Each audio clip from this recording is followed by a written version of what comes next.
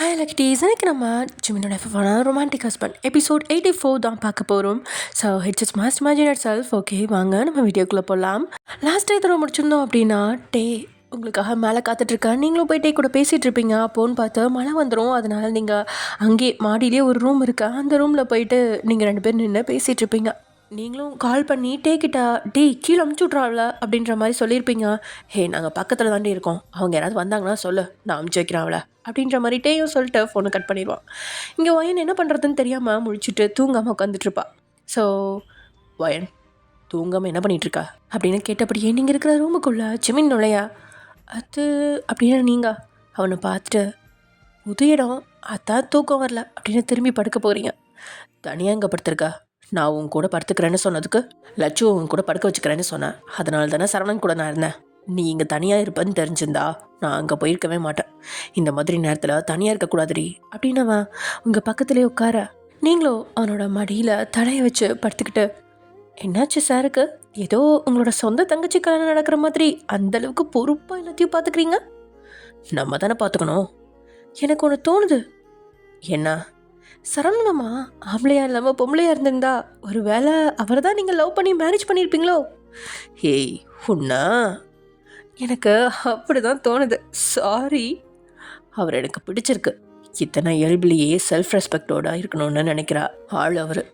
இந்த டிசிப்ளின் எனக்கு ரொம்ப பிடிச்சிருக்கு. என்னென்னு தெரில, பார்த்த உடனே பிடிச்சிருச்சு. நம்மளுக்கு பிடிச்சவங்களுக்காக எல்லாமே செய்வோம்ல, அது மாதிரி தான் இதுவும். சரி, எல்லாம் ஓகே தானே? ஓகே வந்தா நான் ஏன் இவ்வளோ டென்ஷனாக இருக்க போகிறேன் சொல்லு. என்னாச்சு ஜிமின்? இல்லை, மேரேஜுக்கு நான்வெஜ் போடுவாங்களா என்ன? மேரேஜுக்கு நான்வெஜ்ஜா? கண்டிப்பாக போட மாட்டாங்களே.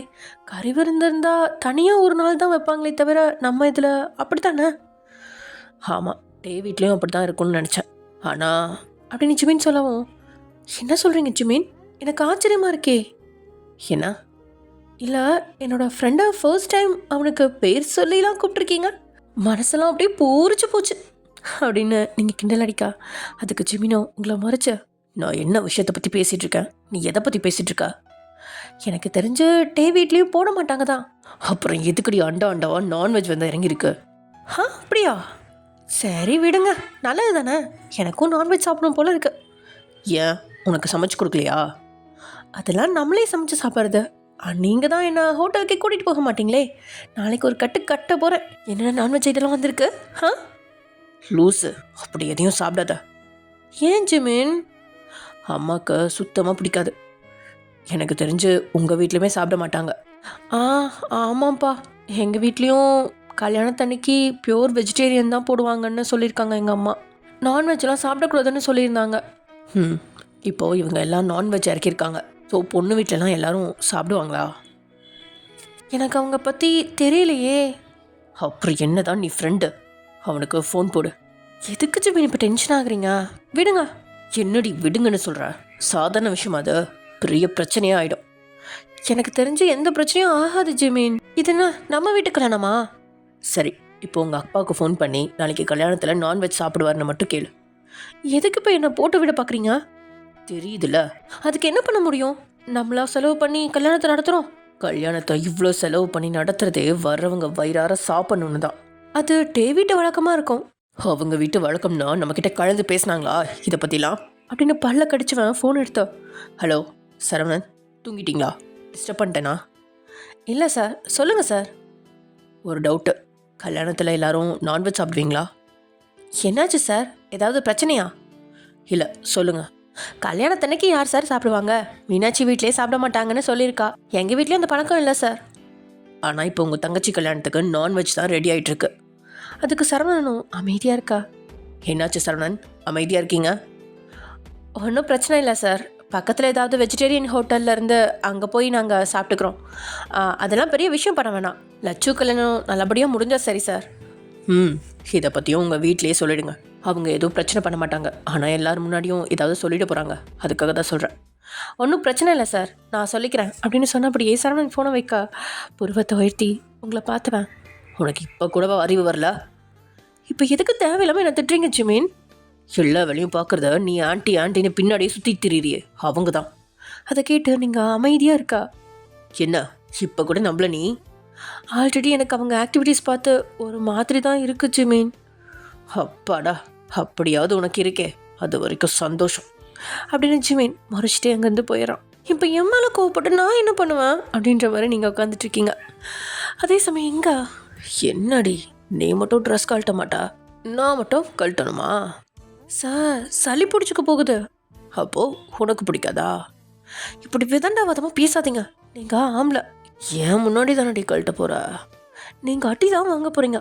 இங்கே வேறு ஏதாவது ட்ரெஸ் இருக்குமா அப்படின்னு சுற்றி முற்றி பார்த்து நீங்கள் அங்கே ஒரு பெட்டு போட்டப்பட்ட பெட்ஷீட் மட்டும் இருக்குது. ஓகே, நீங்கள் ட்ரெஸ்ஸை ரிமூவ் பண்ணிவிட்டு அந்த பெட்ஷீட்குள்ளே போயிருங்க. உங்களோட ட்ரெஸ்ஸை ஃபுல்லாக நான் புழிஞ்சு காய வச்சு தரேன். இதே தான் நானும் சொல்கிறேன், நீயும் ரிமூவ் பண்ணிட்டு போய் அந்த பெட்ஷீட்குள்ளே படு அப்படின்னு டே சொல்ல, அதை நினச்சி பார்க்கவே அவ்வளோ வெக்கமாக இருக்கா லட்சுக்கு. அப்படின்னா 2 பேரும் சேர்ந்து அப்படின்னு சொன்னவன் இப்போது லட்சு பக்கத்தில் நிறுத்தி அவன் மேலே தான் மூச்சு காற்று படுறபடி நின்றுட்டுருக்கான். நீங்கள் தானே சொன்னீங்க கண்ட்ரோலில் இருக்கணும்னு, இப்போ அந்த கண்ட்ரோல்லாம் எங்கே போச்சு? இப்படி தாண்டி ஒவ்வொரு தடவையும் ஏதாவது ஒரு சீனாக்கி இன்னமும் நான் கண்ணுக்கணையாமே இருக்கேன் அப்படின்னு உங்களுக்கு யார் சொன்னா? யார் சொல்லணும் அப்படின்னு அவன் லட்சுவை கேள்வியாக பார்க்க, அவளோ பட்டுன்னு நாக்க கடிச்சு, ஆமாம் ஆமாம் நீங்கள் கண்ணுக்கணையாமல் தான் இருக்கீங்க, அதனால இப்போ உங்கள் ட்ரெஸ்ஸை மட்டும் கழட்டுங்க. ஏன்னா இப்படியே வெளியும் போக முடியாது, மழை பயங்கரமாக ஊற்றிட்டு இருக்கு, இப்படியே வெளியே போகவும் முடியாது, அப்படியே வெளியில் போனாலும் யாராவது பார்த்துட்டா வம்பாயிரும் சார் அப்படின்னு சொன்ன லட்சு அங்கே பெட்டில் உட்கார, அவளுக்கு அப்படியே வால் பிடிச்சிக்கிட்டே அவள் பக்கத்தில் போய் உட்காந்தவன், ஹே லட்சு நீ செம்ம கிளாமராக இருக்க தெரியுமா அப்படின்னு டே சொல்லவும், லட்சுவோ குனிஞ்சு தன்னை பார்க்க அவன் பார்வை போன இடத்த தான் முந்தானே இழுத்துட்டு மறைச்சவ, இன்னும் ஒரு நைட் உங்களால் வெயிட் பண்ண முடியாதா?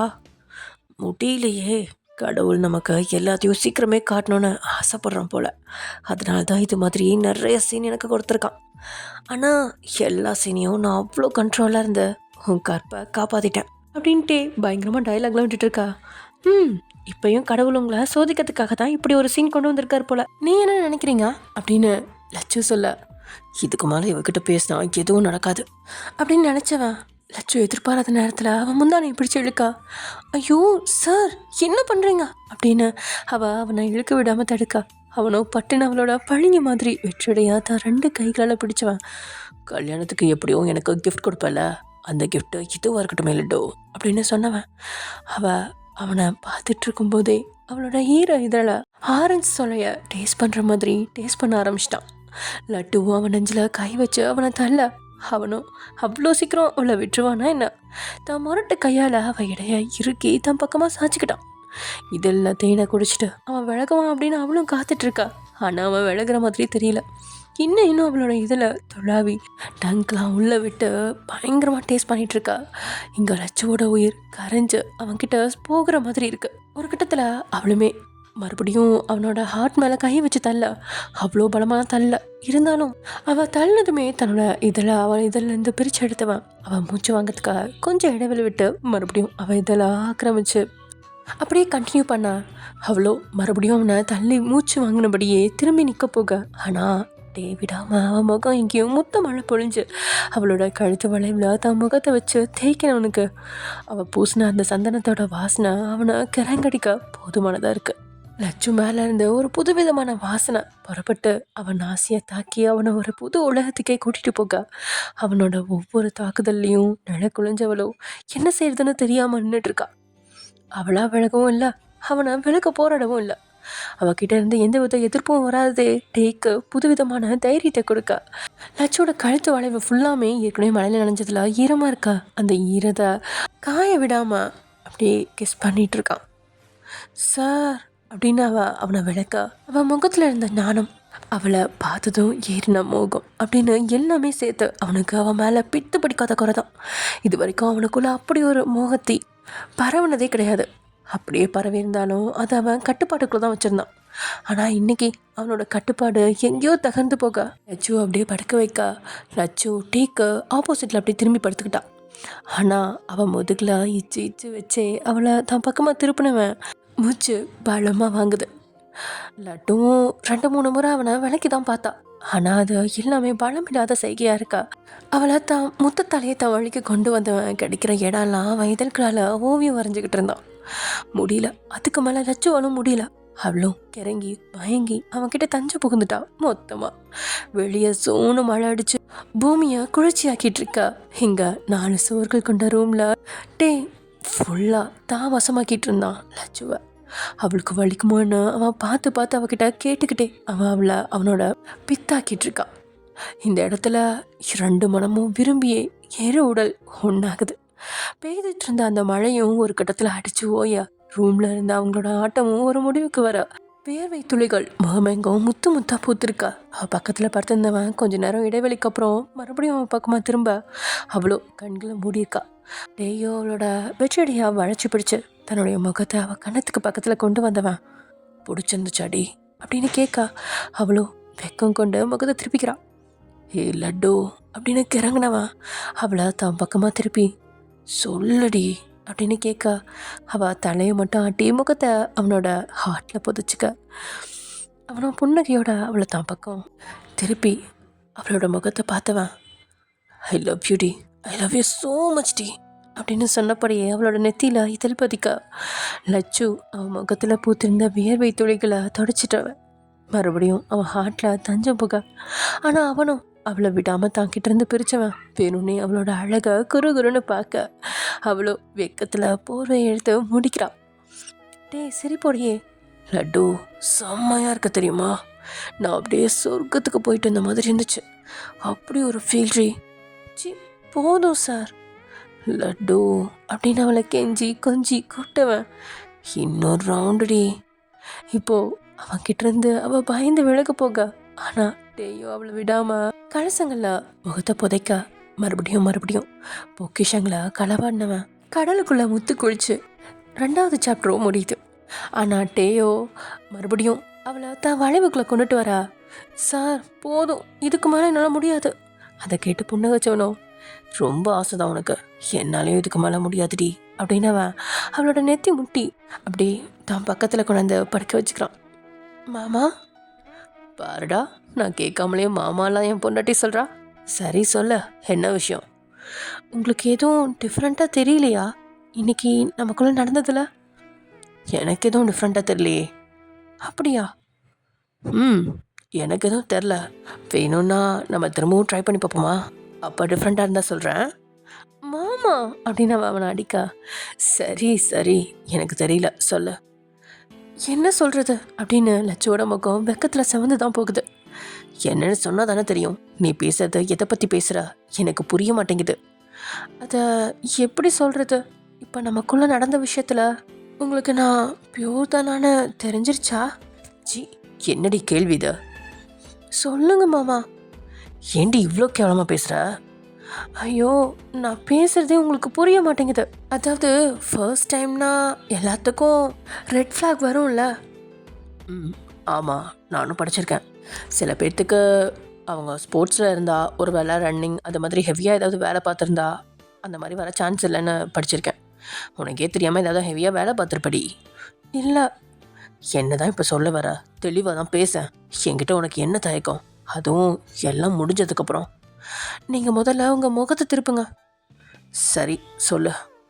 அது நீங்கள் சொன்னீங்கள நான் இன்னும் கண்ணி கழியாமல் இருக்கேன்னு. ஆமாம், ஆனால் அது உண்மை கிடையாது. நீங்கள் எப்போவோ கண்ணி கழிச்சிட்டீங்க. என்ன சொல்கிற? என்ன நீ சந்தேகப்படுறியா? ஐயோ சார், என்னை பதட்டப்பட வைக்காதீங்க. நீ சுற்றி வளைக்காமல் வாயை திறந்து சொல்லு. சொல்கிறேன், நீங்கள் முதல்ல தள்ளிப்படுங்க அப்படின்னு அவனை லட்சு அவன்கிட்ட இருந்து தள்ளி விளக்க இருக்கா. அடி தாண்டி நீ வாங்க போகிற, நான் இப்படி தான் இருப்பேன், நீ சொல்லு. அது அப்படின்னு இப்போது அவனோட முடியை கழிச்சு விட்டபடியே அவனை தான் ஹார்ட்டில் தாங்கிக்கிட்டு நம்ம டூர் போனோம்ல. ஆமாம். அங்கே அறிவிக்க போனோம்ல. ஆமாம். அப்போ அந்த டீ கடை பக்கத்தில் ஒரு கெஸ்ட் ஹவுஸ் போனோமா? நான் என்ன சின்ன பிள்ளையா கெஸ்ட் ஹவுஸ்க்கு போகணும்னு சொன்னாலும் எனக்கு தெரியாதா அப்படின்னு அவள் பேச பேச நண்டு மாதிரி அவள் மேலே ஊறிட்டுருக்கான். அவ்வளோ வேகமாக அவன் கையில் ஒரு அடி போட்டு, நான் சொல்கிறத கேளுங்க. கேட்டுட்டு தாண்டி இருக்கேன். கெஸ்ட் ஹவுஸ்க்கு போனோம். சரி, அங்கே என்ன நடந்துச்சு? அங்கே நமக்குள்ள அது நடந்துருச்சு. அவனும் பாட்டு நிமிர்ந்து அவன் முகத்தை பார்த்து, ஆமாம் மாமா. ஏய் பொய் சொல்லாதடி. நான் ஏன் பொய் சொல்ல போகிறேன்? அந்த டீ கடைக்காரவங்க நமக்கு ஏதோ அந்த டீயில் கலந்து கொடுத்துருக்காங்க. இதையே நான் ரொம்ப லேட்டாக தான் புரிஞ்சுக்கிட்டேன். அப்போவே தெரிஞ்சிருந்தா உங்ககிட்ட சொல்லியிருப்பேன். நம்ம அந்த இடத்த விட்டு கிளம்புனதுக்கப்புறம் தான் உண்மை எனக்கு புரிஞ்சுது. எதை வச்சு சொல்கிற? அங்கே நீங்கள் தூங்கி எந்திரிச்சதுக்கு முன்னாடியே நான் எந்திரிச்சிருந்தேன். ஞாபகம் இருக்கா? ஆமாம். அப்போ உங்களுக்கு தெரியுமா, நம்ம 2 பேருமே எதுவுமே இல்லாமல் படுத்திருந்தோம். என்ன? ஆமாம், எதுவும் இல்லை. அப்புறம் அங்கே இருந்த ஒரு இடத்துல ரெட் ஃப்ளாக் இருந்துச்சு. என்ன சொல்கிற? அப்படின்னா உனக்கும் எனக்கும் நினைவு இல்லாமையே அது நடந்துச்சா? அவ்வளோ அதுக்கு பாவமாக முகத்தை மேலும் கிளியும் ஆற்றா. ஆமாம், ஏண்டி அப்போவே என்கிட்ட நீ இதை சொல்லலை? எப்படி நான் சொல்லுவேன்? நான் ரொம்ப ஷாக்கில் இருந்தேன். உங்ககிட்ட அதை மறைக்கிறதுல தான் நான் குறியாக இருந்தேனே தவிர அதை சொல்கிற அளவுக்கு எனக்கு அந்த நேரத்தில் தைரியம் இல்லை. அதுவும் இல்லாமல் நம்ம எவ்வளோ கஷ்டப்பட்டு அதுக்கு முன்னாடி நாள் நைட்டு விலகி இருந்தோம். அதெல்லாம் வீணாயிடுச்சுன்னு தெரிஞ்சால் நீங்கள் கில்ட்டியாக ஃபீல் பண்ணுவீங்கன்னு நினச்சேன். அதனால தான் இந்த விஷயம் தெரியாமலே இருந்தால் பிரச்சனை இல்லைன்னு நினச்சேன். நீ சரியான லூசரி. இப்படி ஒரு விஷயம் நடந்திருக்கு. ஓ மை காட், நம்மளோட ஃபர்ஸ்ட் சிறப்பான சம்பவம் கொடைக்கானலே முடிஞ்சிருக்கா. ஆனால் பாரு, நம்ம 2 பேருக்குமே தெரில. உனக்கு கூடவாடி ஒன்றுமே ஞாபகம் இல்லை? இல்லை, நான் எந்திரிச்ச 5 நிமிஷம் அதெல்லாம் பார்த்து எனக்கே ஒன்றுமே புரியல. அதுக்கப்புறம் உங்களுக்கு உண்மை தெரிஞ்சால் என்ன ஆகும்னு யோசிச்சதுக்கப்புறம் தான் நான் வேகமாக அதெல்லாம் சரி பண்ணி உங்களுக்கும் ட்ரெஸ்ஸு போட்டு விட்டு எதுவுமே நடக்காத மாதிரி மேனேஜ் பண்ணிட்டேன். நீங்களும் நம்பிட்டீங்க. லட்டு, இந்த மாதிரி விஷயத்துலலாம் இப்படி விளையாடாத. நான் விளையாடல சார், ஆனால் ஏதோ சொல்ல விடாமல் தடுத்துருச்சு. இப்போ மட்டும் எதுவும் தடுக்கலையா மேடம் அப்படின்னு சொன்னவன் மறுபடியும் லட்சுவோட ஹார்ட்லே தஞ்சாடையா? அது உங்களுக்கே தெரியும். தெரியாதே சார். சொல்லடி, வாயால் சொல்ல. ஒன்றும் இல்லை. அப்படின்னா இது நம்மளோட செகண்ட் அட்டம், அதனால தான் ரொம்ப ஈஸியாக. ஐயோ சார், போதும், வாயை மூடுங்க. சரி ஓகே, வாயை முடிக்கிறேன். ஆனாலும் சும்மா சொல்லக்கூடாது. நீ எப்படி இருக்க தெரியுமா? அப்படியே சாஃப்டான பன்னு மாதிரி இருக்கடி. உனக்கு லட்டுன்னு தப்பாக பேர் வச்சிட்டேன். இனிமே நீ எஸ்பி. என்ன எஸ்பியா? எஸ்பிஐன்னு வைக்க வேண்டியதானே? சரி, எஸ்பின்னா என்ன அர்த்தம் அப்படின்னு லட்சு கேட்கா. டெய்யும் அவளை பார்த்து கண்ணடிச்சு முகம் எல்லாம் புன்னகையோட சரியான பண்ணுன்னு அர்த்தம். சி வேக், நல்லாவே இல்லை. நீங்கள் லட்டுன்னே கூப்பிடுங்க. நோ, நான் இனிமேல் அப்படி தான் கூப்பிடுவேன், எஸ்பி. சார் சரி ஓகே, நமக்குள்ள ஒரு டீல். நீ என்ன எப்போல்லாம் மாமனை கூப்பிட்றியோ அப்போல்லாம் லட்டுன்னு கூப்பிடுவேன். நீ எப்போல்லாம் என்ன சார்னு கூப்பிட்றியோ அப்போல்லாம் நான் எஸ்பின்னு கூப்பிட்றேன். ஓகேவா? Not okay. ஓகே தான். இப்படி பேசினபடியே 2 பேரும் களைப்பில் ஒரு கிட்டத்தில் நல்லா தூங்கிட. சரியாக 5 மணிக்கு டேக்கு ஃபோன்லேருந்து அலாரம் அடிக்குது. அலாரம் சத்தத்தில் 2 பேரும் அடித்து பிடிச்சி எழுந்துவாங்க. அதுக்கப்புறம் தான் அவங்க இருக்கிற நிலமை, நைட்டு என்ன நடந்துச்சு அப்படின்னு ஒவ்வொரு நினைவுக்கு வர 2 பேரும் ஒருத்தர் பார்த்துக்கிட்டு வெக்கம் பிடுங்கி தின்ன விலகுறாங்க. வேகமாக அவங்ககிட்ட இருந்து விலகி, சீக்கிரமாக ட்ரெஸ் மாற்ற லட்டு, டைம் ஆயிடுச்சு, இன்னும் 1/2 மணி நேரத்தில் நம்மளை தேடி வந்துடுவாங்க அப்படின்னதும் லட்டுவும் வேகமாக தன்னோட ட்ரெஸ் எல்லாம் சரி பண்ண அப்படியே கதவை திறக்க வெளியே மழை அடித்து ஓஞ்சு குளிர் காற்று தான் வீசிகிட்ருக்கு. அந்த குளிரில் ஒரு முறை உடல் சிலிர்த்து அடங்கினட்டே அவளை கண்களால் தான் பக்கத்தில் கூப்பிட்ட. லட்டுவும் பக்கத்தில் வர அவளை ஒரு முறை அணைச்சு அவளுடைய நெத்தியில் கிஸ் பண்ணிட்டேன். இந்த நாளை என்னால் மறக்கவே முடியாதுடி பொண்டாட்டி. தேங்க்யூ ஸோ மச் எல்லாத்துக்கும். அவ்வளோ புன்னகையோட சரி அப்படின்னு அந்த ரூமை விட்டு போக லட்டுவோட கையை பிடிச்சி தடுத்து, இன்னும் கொஞ்ச நேரத்தில் ஊர் அறியும் கழுத்தில் நான் தாலி கட்ட போகிறேன். இந்த தாலி எதுக்கு அப்படின்னு அவன் லட்டுவோட கழுத்தில் இருந்த அந்த தாலியை கழட்ட போக லட்டு அவனை தடுத்து, வேணாம் இருக்கட்டும். லூஸு, 2 தாலி போடுவாங்களா? அது ஏறின உடனே இதை கழட்டிக்கிறேனே. லட்டு, இன்னும் 2 மணி நேரத்தில் நமக்கு கல்யாணம் முடிஞ்சிடும். இந்த 2 மணி நேரத்தில் ஏதாவது பிரச்சனை வரும்னு நினைக்கிறியா நீ? என் மேலே உனக்கு நம்பிக்கை இல்லையா? 2 தாலி போடக்கூடாதுன்னு சொல்லுவாங்கடி, அதுக்கு தான் கழட்டுறேன். கழட்டி இதை நீயே வச்சுக்கோ அப்படின்னு அவன் அதை கழட்டி அவள் கையிலேயே கொடுக்க, ஏன்னு தெரியாமல் லட்டுவோட கண்கள் கலங்குது. அதை பார்த்துட்டே, லூஸு, இதுக்கெல்லாம் அழுவியா? சரி நானே போட்டு விடுறேன் அப்படின்னு அவன் அந்த செயினை அவளுக்கு போட்டு விட போக, வேணாம் அப்படின்னு தடுத்த லட்டு அவனை விட்டு போக அவனும் அவன் கையா இறுக்கி பிடிச்சா. இன்றைக்கி நம்ம கல்யாணத்தில் எந்த பிரச்சனையும் நடக்காது. அப்படியே நடந்தாலும் என் உயிரே போகிற மாதிரி இருந்தாலும் உன் கழுத்தில் நான் தாலி கட்டாமல் போக மாட்டேன், சரியா அப்படின்னு லட்டுக்கு நம்பிக்கை கொடுத்தவன் அவளோட கலங்கின கண்களை தொடச்சிட்டு தான் அனுப்பி வைக்கிறான். அதே சமயம் இங்கே நைட்டு எப்போ அசந்து தூங்குனீங்க அப்படின்னு உங்களுக்கே தெரியல. நைட்டு கண் வச்சு பார்த்த நீங்கள் நீங்கள் இருக்கிற இடம் உணர்ந்து மெதுவாக கண்களை கசக்கி பக்கத்தில் இருந்த உங்களோட ஃபோனை எடுத்து மணியை பார்க்க அதுவோ காலையில் 5:30 காட்டுது. ஏன்னா 5:30 ஆயிடுச்சா? ஜிமின் கிட்ட பேசிட்டு அப்படியே தூங்கிட்டனும். இவர் எங்கே போனார்? ஐயோ, லட்சு மாட்டிட்டாளா? ஒன்றுமே தெரியலையே அப்படின்னு எழுந்து புலம்புனபடியே வெளியே வந்த நீங்கள் நேராக மீனாட்சி ரூமுக்கு தான் போகிறீங்க. அங்கே லட்சுவை காணல. மீனாட்சியும் லட்சுவோட அம்மாவும் தான் இருக்காங்க. காலில் சுடுநீ ஊற்றுன மாதிரி அங்கேயும் எங்கேயும் ஓடிக்கிட்டு. அவங்கள பார்த்து தயங்கின நீங்கள் இவங்க கிட்ட எப்படி கேட்குறது அப்படின்னு நினச்சபடியே நீங்கள் மீனாட்சியை பார்க்க, என்ன ஒயன் நீயும் ரெடி ஆகலையா? போய் ரெடி ஆகுவா. இல்லை லட்சு பாரு, அவளே இப்போ தான் குளிக்க போயிருக்கா. நைட்டு ஒரே அரட்டையோ, லேட்டாக தான் தூங்குனீங்களாமே, அதான் எந்திரிக்க லேட் ஆயிடுச்சுன்னு சொன்னான். ஆமாம், அதான் நானும் இப்போ தான் எந்திரிச்சேன். சரி ஒன்றும் பிரச்சனை இல்லை, போய் குளிச்சு ரெடியாகி வா அப்படின்னு மீனாட்சி சொல்ல, அதுக்கப்புறம் தான் உங்களுக்கு உயிரே வந்துச்சு. அட்டி பாவி, நைட்டு ஃபுல்லாக அவன் கூட இருந்திருக்காளா? எங்கே அந்த அக்யூஸ்டு அப்படின்னு தான் ரூமுக்கு திரும்பினவ ஃபோன் எடுத்து வீட்டுக்கு அடிக்கா. அவனும் முதல் ரிங்லேயே எடுக்காமல் விடா. நீங்கள் மறுபடியும் அடிக்கிறீங்க. இந்த முறை அட்டன் பண்ணுவேன். சொல்லுவேன், ஏதாவது வேணுமா? என்னடா பண்ண? என்ன பண்ண? நைட்டு ஃபுல்லாக லட்சு உன் கூட தான் இருந்தாளா? இது என்ன கேள்வி? என் பொண்டாட்டி என் கூட தான் இருப்பா. என்னடா கொழுப்பா, கல்யாணம் ஆக போகுதுன்னு? அப்படியும் வச்சுக்கலாம். நைட்டு மாட்டியிருந்தா இந்த கல்யாணமே உனக்கு கேள்விக்குறியாக இருக்கும்டா.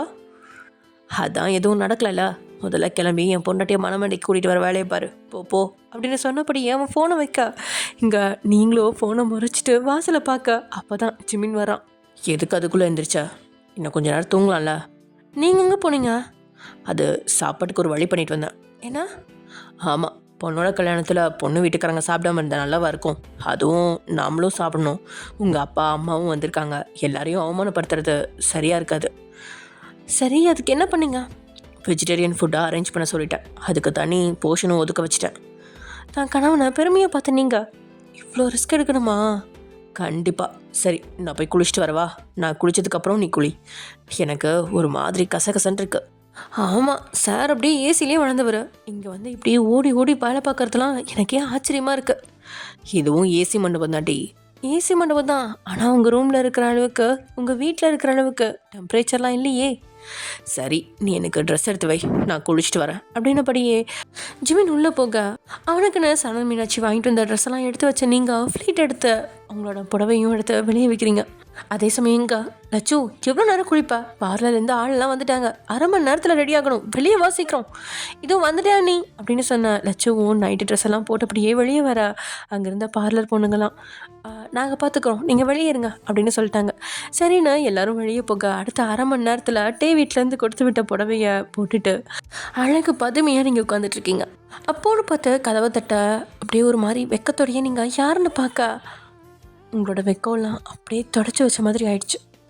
வெக்கம் போயிட்டு அப்படியே ஒரு மாதிரி விடவிடன்னு ஆயிடுவாங்களே, அந்த மாதிரி தான் சீதாவோட முகத்தை பார்த்து உங்களுக்கு உள்ளுக்குள்ளே மிரண்டாலும் வெளியே புன்னகையை முகத்தில் பூசி வாங்கத்த அப்படின்னு கூப்பிட, பார்லர் பொண்ணுங்களாம் பக்கத்தில் இருந்ததுனால, என் மருமகிட்ட நான் கொஞ்சம் பேசணும், வெளியே இருக்கீங்களாம்மா?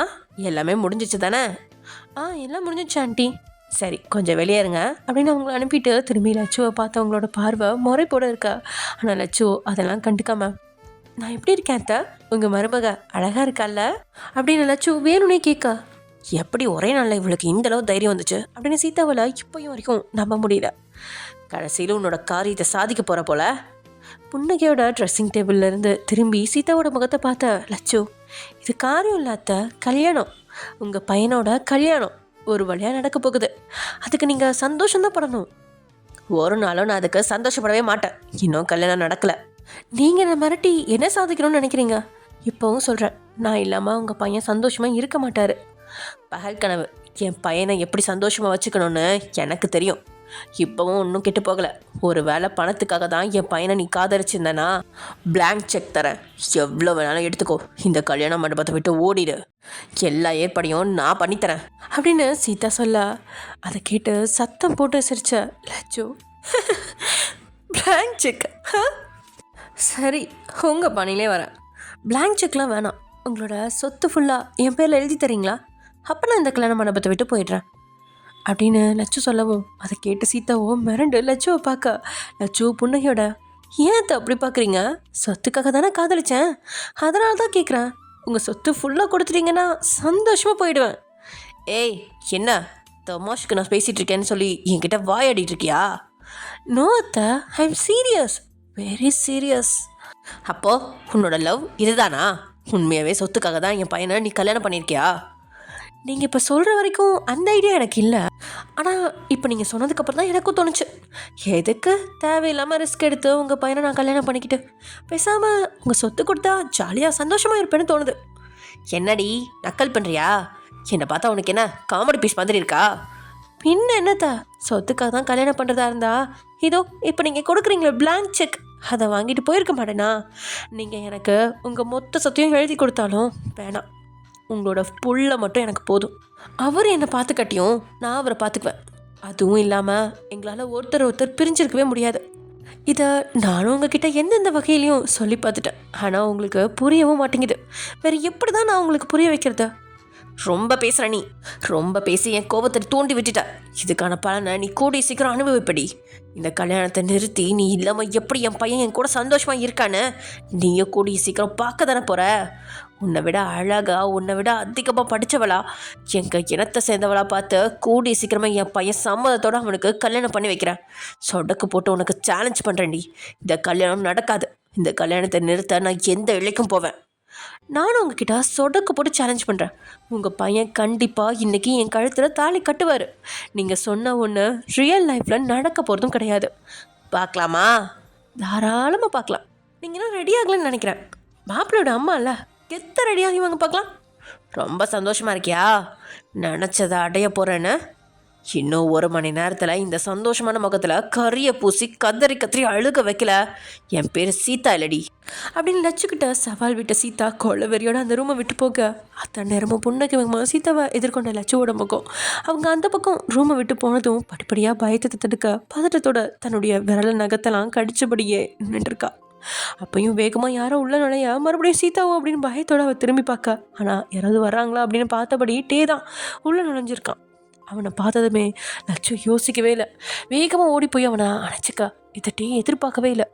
ஏ லட்டு, என்னாச்சு அப்படின்னு அவனும் பதட்டமாக அவளோட முகத்தை நிமிர்ந்து பார்க்க, அவ்வளோ கண்களை மூடி திறந்து ஒன்றும் இல்லை அப்படின்னு சொல்ல, போய் தானே சொல்கிற, எங்கள் அம்மா இங்கே வந்துட்டு போனதை பார்த்துட்டு தான் நானும் இங்கே வரேன். அது ஒன்றும் இல்லை. ஏய், என்கிட்ட மறைக்காதா, எங்கள் அம்மா ஏதாவது மனசு கஷ்டப்படுற மாதிரி பேசிட்டாங்களா? இல்லையே. எதுவாக இருந்தாலும் சொல்லு லட்சு. நான் தான் ஒன்றும் இல்லைன்னு சொல்கிறேன்ல. ஒன்றும் இல்லாமல் தான் இப்படி வந்து காரணமே இல்லாமல் நீ என்னை கட்டிப்பிடிப்பியா? உன்னை பற்றி எனக்கு தெரியாது. என்ன நடந்தாலும் நீங்கள் தான் என் பக்கத்துலேயே இருக்கீங்களே மாமா. அதை கேட்டவன் முகத்தில் புன்னகை மலர அவளை மேலேருந்து கீழே வரைக்கும் பார்த்தவன், நைட்டு ஃபுல்லாக எனக்கு கரங்கடிச்சது பத்தாதுன்னு ஓ அழகால என்ன கொல்ல பார்க்குற போல. ஏன்னா அப்படின்னு லட்சு அவனை செல்லமாக முறைக்கா. இந்த உலகத்திலேயே என் பொண்டாட்டி தான் அழகின்னு கர்வமாக சொல்ல வேண்டி, அவ்வளோ அழகடிச்சாலும் நீ சும்மா போய் சொல்லாதீங்க. உண்மையாகவே என் பொண்டாட்டியோட அழகுக்கு ஈடு இணையே இல்லை. இப்போ நீங்கள் என்ன ஓட்டிகிட்ருக்கீங்களா? உண்மைக்கு இங்கே காலமே இல்லை போல். சரி, நீங்கள் கிளம்புங்க, அம்மா அண்ணி யாராவது வந்துடுவாங்க. சரி, ஆனால் போகிறதுக்கு முன்னாடி ஒன்றே ஒன்று. என்ன அப்படின்னு அவனை பார்க்க, அவனும் பட்டுன்னு அவன் இதில் சிறை பிடிச்சவன் வேகமாக அவளோட இதில் தேனை உறிஞ்சி ஒரு ஹார்ட் கிஸ்ஸை அவளுக்கு கொடுத்துட்டு விலக, அவ்வளோ நொடியில் நடந்த முத்த யுத்தத்தில் அதிர்ச்சியாக அப்படியே நிற்கா. அவனும் லவ்வரா லாஸ்ட் கிஸ் அப்படின்னு அவன் கண்ணத்தை கிள்ளி விட்டுட்டு பாய் பொண்டாட்டி அப்படின்னு சொன்னபடி ஏந்து ரூமை விட்டு போயிட்டான். அவன் போனதுக்கப்புறம் தான் அவன் நினைவு உலகிக்கே வந்தவன் முகம் எங்கும் சரியான ஃப்ராடு இவர் அப்படின்னு தலையில் அடித்தவளுக்கு அவன் அம்மா பேசின பேச்செல்லாம் காற்றுல எங்கேயோ கரைஞ்சி போயிடுச்சு. முகம் முழுசும் முழந்து கல்யாண பொண்ணுக்கே உரிய பொறுப்பில் அவள் உட்காந்துட்ருக்கா. அதுக்கப்புறம் ஒவ்வொருத்தராக அவளோட வீட்டில் இருந்தும் டேயோட வீட்டில் இருந்தும் வந்து பார்த்து அவளை ஆசீர்வாதம் செஞ்சிட்ருக்காங்க. அதே சமயம் இங்கே ஜிமின், உங்களுக்கு ஒரு புடவை கூட கட்ட தெரியாதா? எவ்வளோ நேரம், நான் டயர்ட் ஆகிட்டேன். உன் மேலே தாண்டி தப்பு, ஃப்ளீட் தான் எடுத்து வச்சிருக்கேல, அப்போ கரெக்டான அளவு சொல்லியிருந்தா எடுத்து கொடுத்துருப்பாங்களே. எனக்கு என்ன தெரியும், ஒரு நாளில் உங்கள் பையன் இவ்வளோ பெருசாக வளருவானு. பையன் இல்லை, பொண்ணு. அதிலெல்லாம் கரெக்டாக இருங்க. சரி, என்னால் தான் கட்ட முடியாதுன்னு உங்ககிட்ட கொடுத்தா நீங்கள் இப்படி தடுமாறி நிற்கிறீங்க. கல்யாணம் ஆன புதுசுலாம் எப்படி கட்டி விட்டீங்க கரெக்டாக? அப்போ நீ ஸ்ட்ரக்சர் கரெக்டாக இருந்தடி, கட்டவும் ஈஸியாக இருந்துச்சு. இப்போ பாரு, ஒழுங்காகவே வரமாட்டேங்குது ஓயன். பேசாமல் நீ சுடிதார் போட்டுக்கிறியா? அப்படின்னு ஜிமின் கேட்க நீங்களும் இடுப்பில் கை வச்சு டே முறைக்கா. நான் என்ன பண்ணுவேன், ஃப்ளீட்டே வர மாட்டேங்குதுடி, நழுவி போகுது. எனக்கு தெரிஞ்சு சாரியோட கிளாத் சரியில்லைன்னு நினைக்கிறேன். உங்களுக்கு எதுவுமே சரியாக இருக்காது தான். ஆளை பாருங்கள், இதுதான் லைட் வெயிட் சாரி, ஹெவியாக இருக்கக்கூடாதுன்னு பார்த்து தான் எடுத்தேன். உங்களால் முடியலன்னா மீனாட்சிக்காவை வேணா கூப்பிட்றீங்களா? வேணாம், அவங்கெல்லாம் பிஸியாக இருப்பாங்க. இன்னைக்கு நானா இந்த புடவையான ஒரு கை பார்த்துட்றேன், பொறுமையாயிடுறி, நானே கட்டி விடுறேன் அப்படின்னு ஜிமின் உங்களோட முகத்தை பார்க்க நீங்களும் களைப்போட இருக்கிறது தெரிஞ்சோம். வெயிட் அப்படின்னு அவன் ஃபோன் பண்ணி ஒரு ஆப்பிள் ஜூஸ் அப்படின்னு ஆர்டர் பண்ண. அதெல்லாம் வேணாம் ஜிமின், வாங்குவேன், நீ காலையிலேருந்து எதுவுமே சாப்பிடல. இவ்வளோ சீக்கிரம் யாராவது சாப்பிடுவாங்களா? மற்றவங்க சாப்பிட மாட்டாங்க, ஆனால் நீ சாப்பிடணும், வயிற்றுக்குள்ளே தான் குட்டி ஓயன் இருக்கால அப்படின்னு சொன்னவன். குட் மார்னிங் தச்சலம் அப்படின்னு உங்களோட வயிற்றில் கிஸ் பண்ணிவிட்டு கொஞ்சம் அவனோட குட்டி தங்கம் தூங்கிட்டு இருக்கும் போல். என்ன ஓயன் ரெஸ்பான்ஸே பண்ண மாட்டா? அவங்களுக்கும் தூக்கம் வரும்ல, நீங்கள் நினச்ச நேரத்துக்குலாம் அவள் எழுந்திருக்க முடியுமா?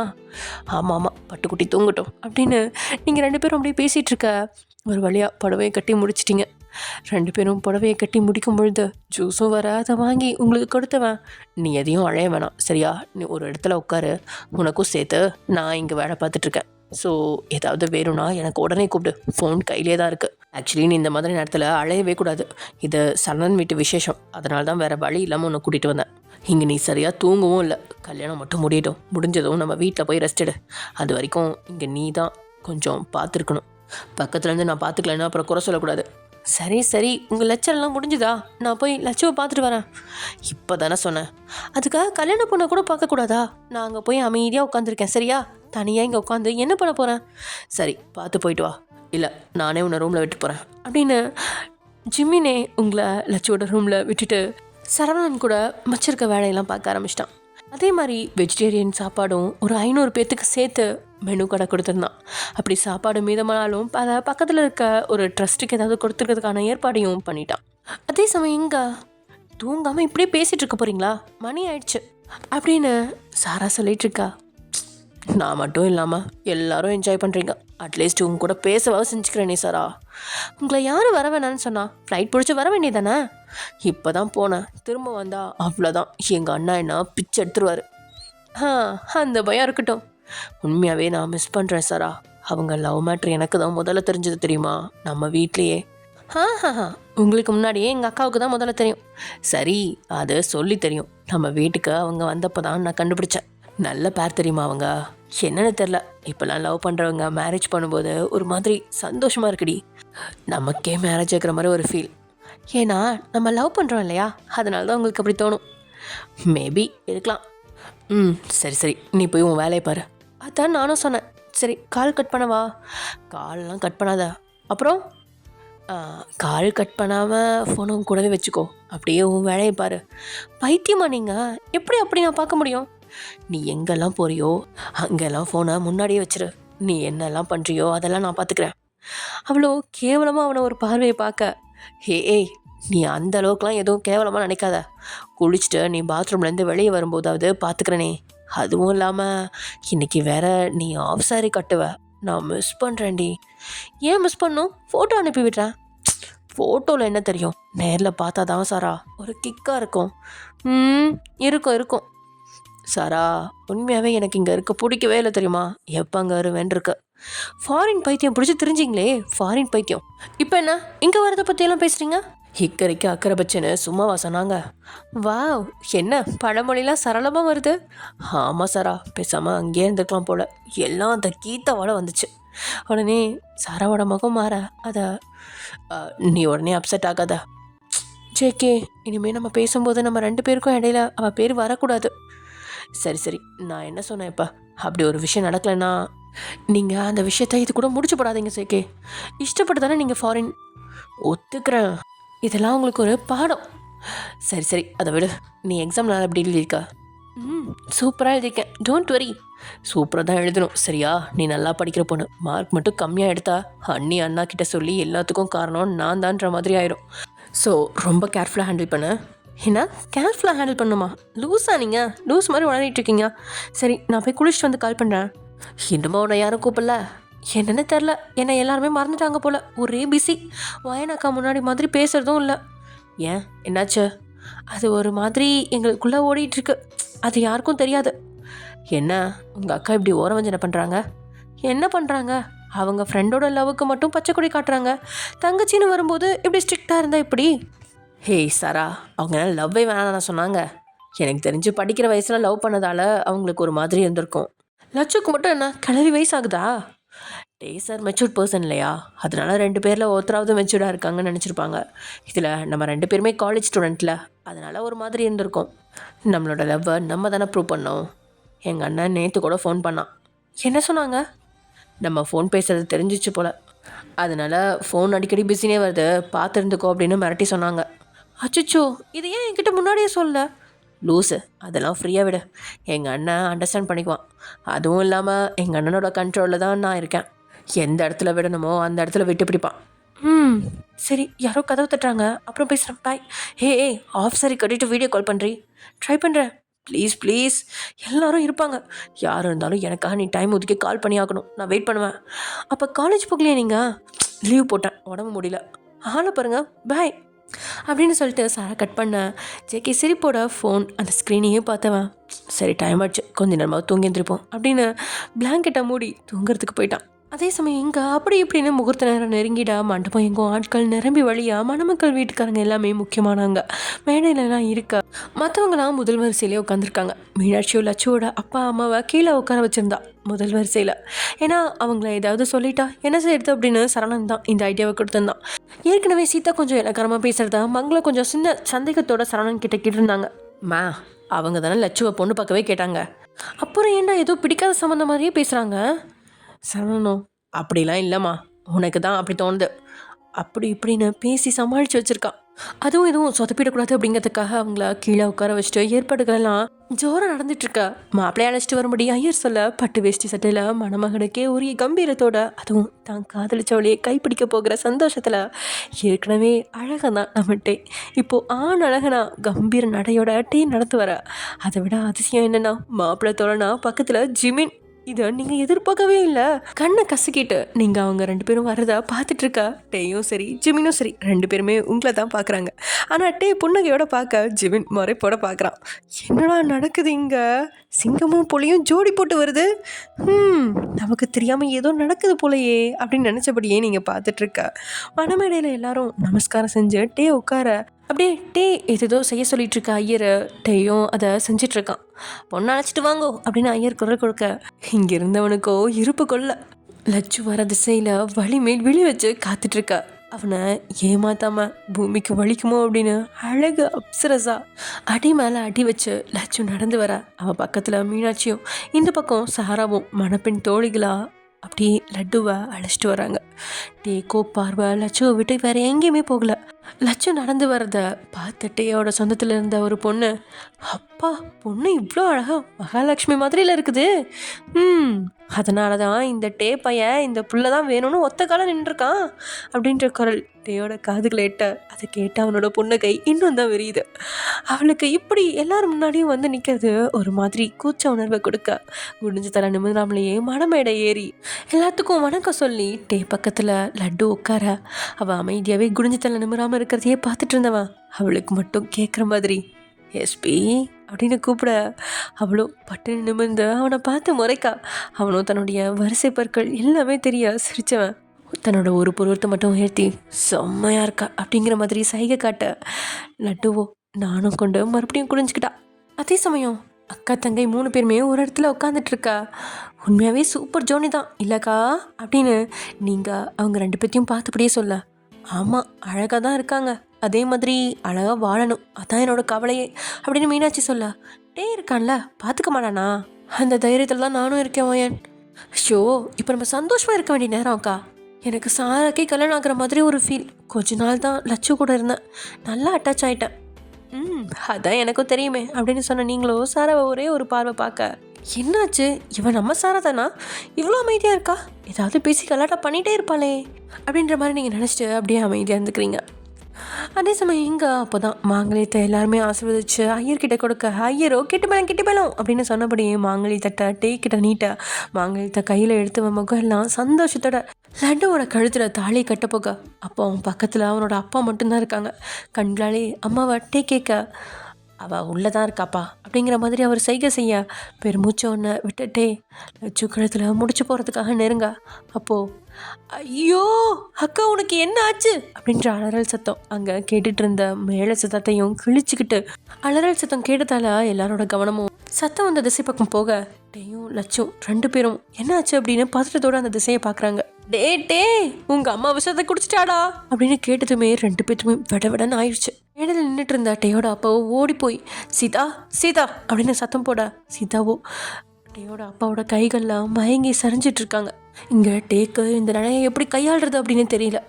ஒரு நொடி எதுவுமே புரியாமல் மேடையிலேருந்து எழப்போனவன் நினைவில் உயிரே போனாலும் கழுத்தில் தாலி கட்டிட்டு தான் போவேன் அப்படின்னு அவன் சொன்ன அந்த குரலை அவனுக்கு எதிரொலிக்க யோசிக்கவே இல்லையே.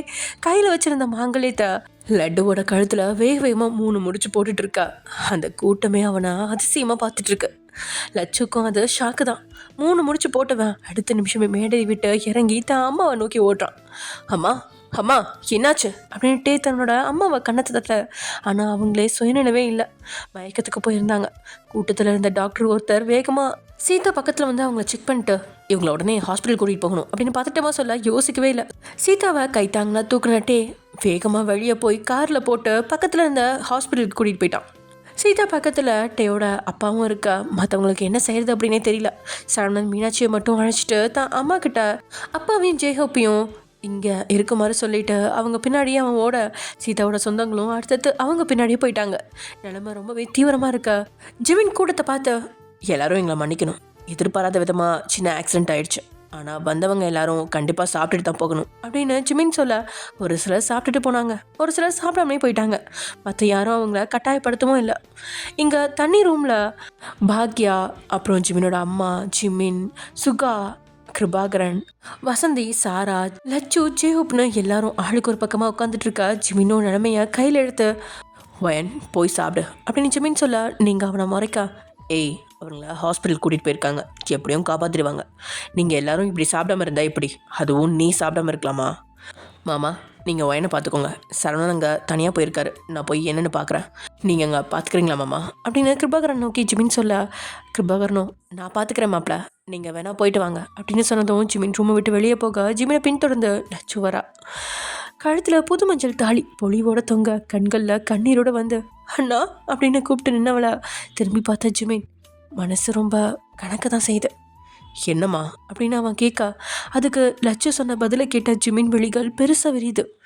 என்ன பேசுகிறம்மா நீ, புரிஞ்சுதான் பேசுகிறியா?